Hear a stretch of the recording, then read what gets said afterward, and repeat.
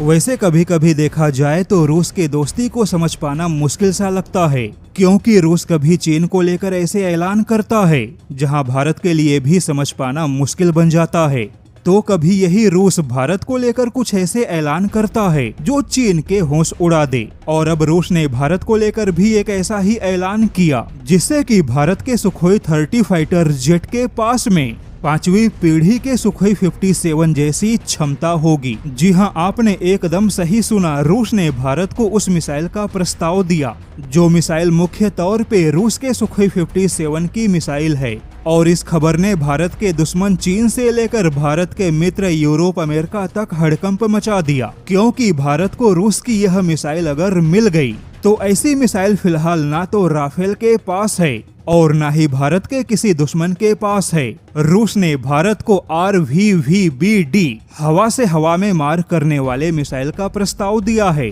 लेकिन यह कोई सामान्य मिसाइल नहीं है।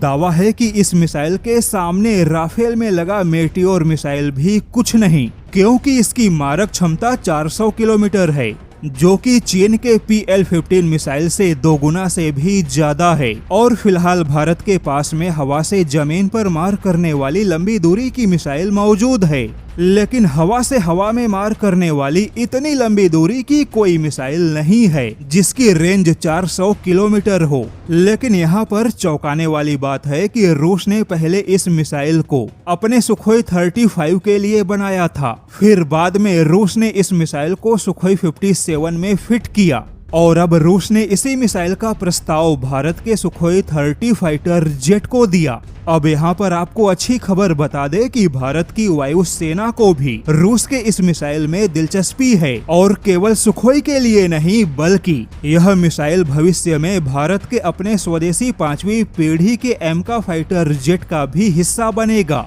बता दे कि अगर भारत को RVVBD मिसाइल मिल गई तो भारत की वायुसेना निकट भविष्य में दुनिया की पहली ऐसी वायुसेना होगी जिसके पास में एक नहीं बल्कि दो 300 किलोमीटर प्लस रेंज वाली एयर टू एयर मिसाइल मौजूद होगी। पहले तो अस्त्र MK3 जिसकी रेंज 340 किलोमीटर है, और सेकंड रूस की यह मिसाइल जिसकी रेंज 400 किलोमीटर है।